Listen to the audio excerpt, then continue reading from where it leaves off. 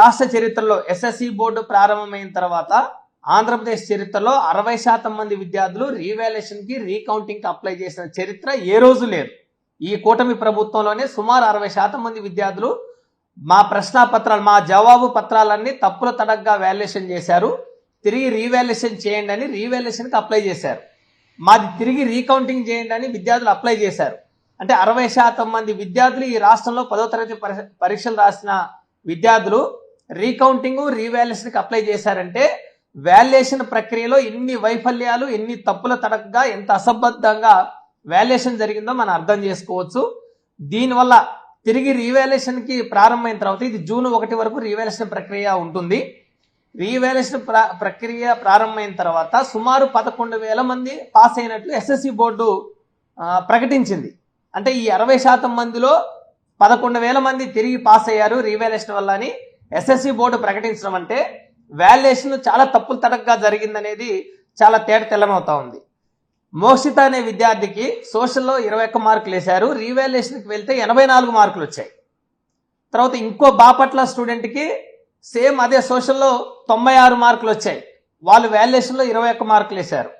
హిందీలో ఏలూరు స్టూడెంట్ ఒక పాపకి 49 మార్కులు వచ్చాయి. ఆ పాప 14 పేజీలు ఆన్సర్ షీట్ రాస్తే కేవలం 8 పేజీలు మాత్రమే వాల్యుయేషన్ చేశారు.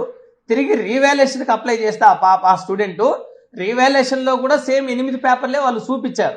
లేదు నేను 14 పేపర్లో ఆన్సర్ షీట్ రాశాను, తిరిగి దాన్ని పరిశీలించండి అని ఆ పాప కోరితే అప్పుడు అక్కడి నుంచి విడిపోయినవన్నీ మళ్ళీ తెప్పించి మిగిలిన పేపర్లన్నీ వాల్యుయేషన్ చేసి ఆ పాపకి 86 మార్కులు వచ్చినట్టు ప్రకటించారు.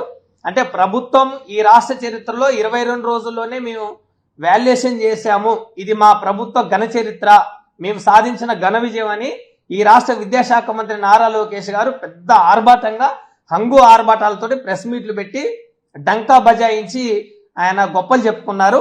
22 రోజుల్లో మీరు వాల్యుయేషన్ చేసి 1,15,000 మందిని ఫెయిల్ చేశారు, అందులో 60% మంది 66,000 మంది తిరిగి అప్లై చేసి మాకు వాల్యుయేషన్ చేయండి, ఇందులో చాలా తప్పులు ఉన్నాయి, మాకు మార్కులు తక్కువ వచ్చాయి, లేకపోతే మమ్మల్ని సబ్జెక్ట్స్ లో ఫెయిల్ చేశారని విద్యార్థులు రీవాల్యుయేషన్కి అప్లై చేస్తే రీవాల్యుయేషన్లు ఇప్పుడు ఈరోజు స్టిల్ మే 30వ తారీఖు ఈ రోజు ఇప్పటి వరకు 11,000 మంది పాస్ అయినట్లు ఎస్ఎస్సి బోర్డు ప్రకటించిందంటే వాల్యుయేషన్ ప్రక్రియలో మీ ప్రభుత్వం ఎంత వైఫల్యం చెందిందనేది మనకు అర్థమవుతా ఉంది.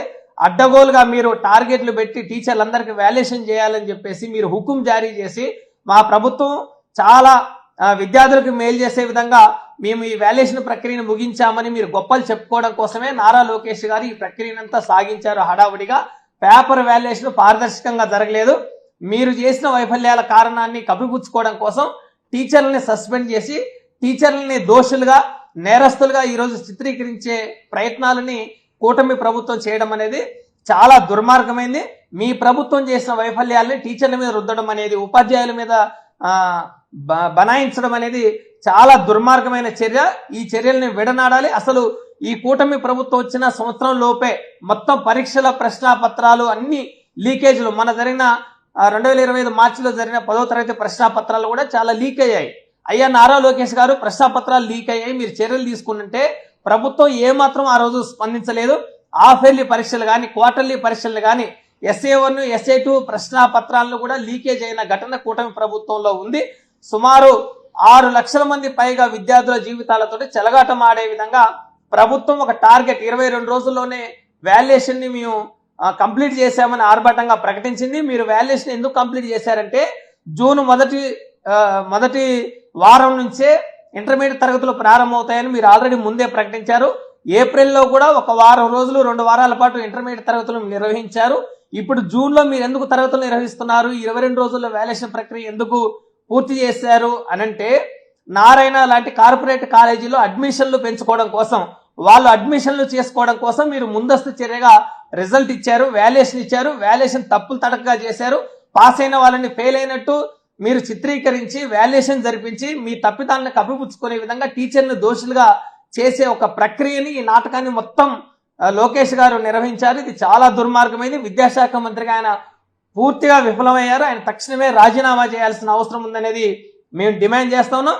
ప్రభుత్వం ఈ మొత్తం ఎవరైతే సుమారు 1,15,874 మంది ఫెయిల్ అయిన అభ్యర్థులు ఉన్నారో 66,000 మంది వాల్యుయేషన్ కి అప్లై చేశారనంటే మీ ప్రభుత్వం వాల్యుయేషన్ ప్రక్రియలో ఎంత దారుణంగా వ్యవహరించింది.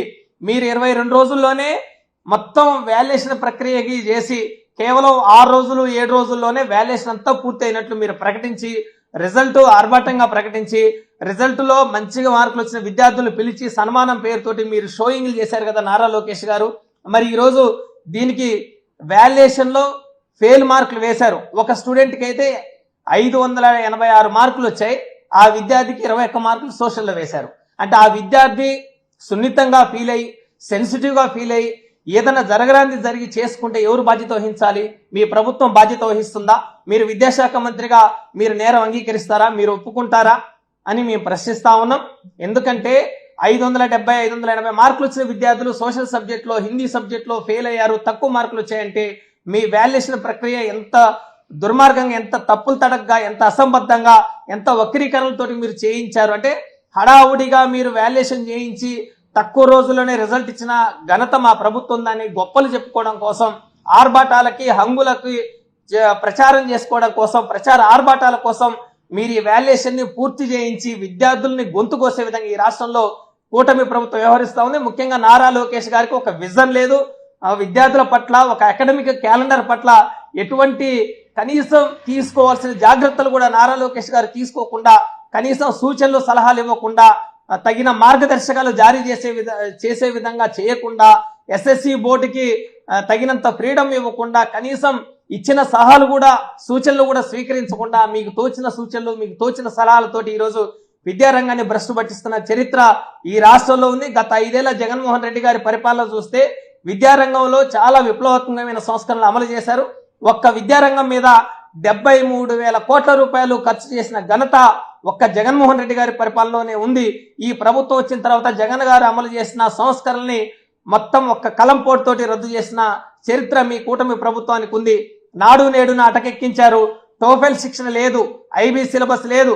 ప్రభుత్వ పాఠశాలలో ఆంగ్ల మాధ్యమాన్ని రద్దు చేసి విద్యార్థుల్ని ఈరోజు మీకు ఇంగ్లీష్ మీడియం కావాలా తెలుగు మీడియం కావాలా అని ఒక ఆప్షన్ పెడితే తెలుగు మీడియమే మాకు కావాలని 90% మంది విద్యార్థులు ఆప్షన్ ఎంచుకున్న పరిస్థితి రాష్ట్రంలో ఉంటే మీరు తెలుగు మీడియాన్ని బలవంతంగా రుద్దుతూ ఉన్న పరిస్థితి ఉంది. ఇవన్నీ లేకుండా టీచర్ పోస్టులో సబ్జెక్ట్ టీచర్ లేకుండా ఈరోజు 9 రకాల పాఠశాలను వర్గీకరణ చేసి 3, 4, 5 తరగతులను హై స్కూల్స్ లో విలీనం చేశారు జగన్మోహన్ రెడ్డి గారు. దానికి 117 జీవో ఇచ్చారని గగ్గోలు పెట్టిన కూటమి ప్రభుత్వం నారా లోకేష్ గారు ఈరోజు 1 నుంచి 10వ తరగతి వరకు ఒక మాధ్యమం, 1 నుంచి 12 +2 వరకు ఒక రకమైన స్కూల్స్ ని మొత్తం మోడల్ గా చేసి సబ్జెక్ట్ టీచర్ ఇవ్వకుండా ఈరోజు ప్రభుత్వ విద్యని చాలా దుర్మార్గంగా నాశనం చేసే విధంగా కంకణం కట్టుకొని చైతన్య, నారాయణ, భాష్యం లాంటి వాళ్ళకి మీరు మేలు చేసే విధంగా వ్యవహరిస్తా ఉన్నారు. ఈ రాష్ట్ర చరిత్రలో 10వ తరగతి మార్కుల విషయంలో 600కి 600 మార్కులు ఏ పాఠశాలకి ఏ విద్యార్థికి రాలేదు. కానీ కూటమి ప్రభుత్వంలోనే 600 మార్కులకి 600 మార్కులు వేసిన ఘన చరిత్ర ఉందంటే ఎంత దుర్మార్గంగా ఉందో మీ వాల్యుయేషన్ ప్రక్రియ మనం అర్థం చేసుకోవచ్చు. మొత్తం 1,15,000 మంది విద్యార్థులు ఫెయిల్ అయిన వాళ్ళలో 66,000 మంది రీవాల్యుయేషన్కి అప్లై చేసి, అంటే 66,000 మంది అంటే కనీసం 60% మంది విద్యార్థులు అప్లై చేశారంటే మీ ప్రభుత్వం చాలా పారదర్శక లేని విధంగా లోపభూయిష్టంగా వైఫల్యంతో ఈ వాల్యుయేషన్ ప్రక్రియని నిర్వహించిందనేది మనకు అర్థమవుతా ఉంది. నారా లోకేష్ విద్యాశాఖ మంత్రిగా బాధ్యతలు చేపట్టిన తర్వాత జరుగుతున్న విద్యారంగంలో మొత్తం తిరుగుమల చర్యలు ఏవైతే ఉన్నాయో, విద్యార్థులకు నష్టం చేసే విధంగా ఏవైతే చర్యలు ఉన్నాయో ఇవి చాలా దుర్మార్గమైనవి.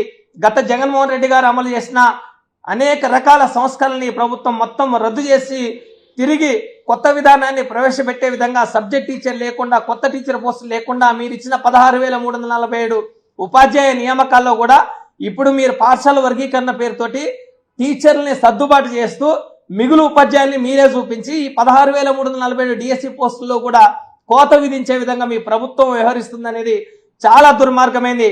సమాంతర మాధ్యమాన్ని లేకుండా, సబ్జెక్ట్ టీచర్ ఇవ్వకుండా, ప్రభుత్వ పాఠశాలలో మినిమం కనీసం పాటించాల్సిన ప్రమాణాలని పాటించకుండా ఈరోజు కూటమి ప్రభుత్వం ఒకవైపు వ్యవహరిస్తూ రెండో వైపు జూన్ 1 నాటికి ఉన్న రీవాల్యుయేషన్ ప్రక్రియలో ఇప్పటికే 11,000 మంది విద్యార్థులు, 66,000 మంది విద్యార్థుల్లో 11,000 మంది పాస్ అయ్యారు. ఇంకా వేలాది మంది పాస్ అవుతారు. ఈ మొత్తం మూల్యాంకన వ్యవహారంలో ప్రభుత్వం చాలా వైఫల్యం కొట్టొస్తా ఉంది. లోకేష్ బాధ్యతారాహిత్యానికి ఇది నిదర్శనం. హడావుడి నిర్ణయాలతోటి, హంగు ఆర్భాటాలతోటి మేము ఉత్తీర్ణతని ముందుగానే ప్రకటించామని ఆర్భాటాల ప్రచార ఆర్భాటంతో మీ ప్రభుత్వం ఉంది, లోకేష్ ఉన్నారు.